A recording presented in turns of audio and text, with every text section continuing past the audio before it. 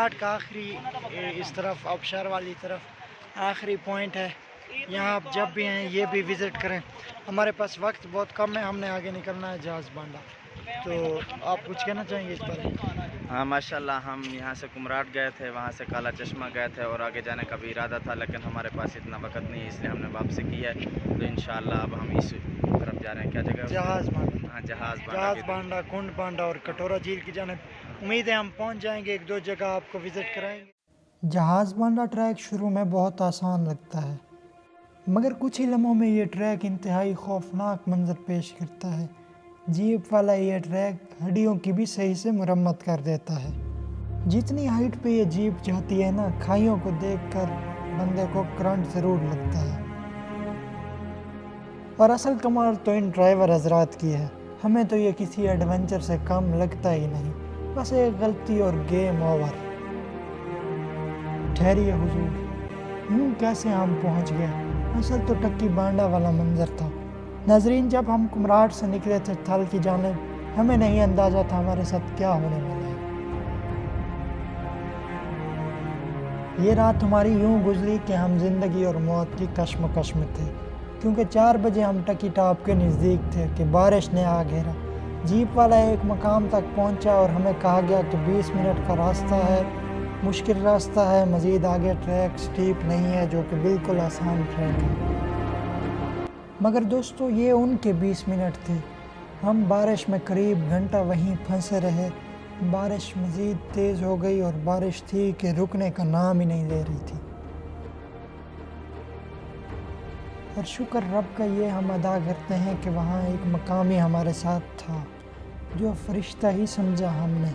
اس نے ہمیں جنگل والا راستہ بتایا, مگر ہماری ہمت جواب دے چکی تھی. اور مقامیوں کا یہ کہنا تھا کہ عصر کے فوراً بعد روزانہ یہاں بادل برستے ہیں. اور ہم ایک دوسرے پہ یہ غصہ کر رہے تھے کہ ہم آخر لیٹ نکلے ہی کیوں. بالآخر ہم جنگل کے راستے چل پڑے. پتلا سا ٹریک, وہ بھی رف سا ٹریک اور سلپری ٹریک تھا, ایک غلطی کی گنجائش جہاں نہ ہو. ہم شام سے چلتے چلتے رات 1 بجے ہمیں کوئی زندگی کی کرن دکھی, اور بالآخر ہمیں ایک ہٹ مل گیا جہاں ہم نے رات گزاری.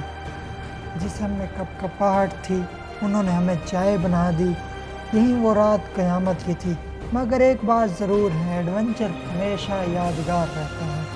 اور جب انسان زندگی موت کی کشمکش میں ہو تو اسے کیمرہ کا خیال اور موبائل کا خیال بھی کہاں آتا ہے.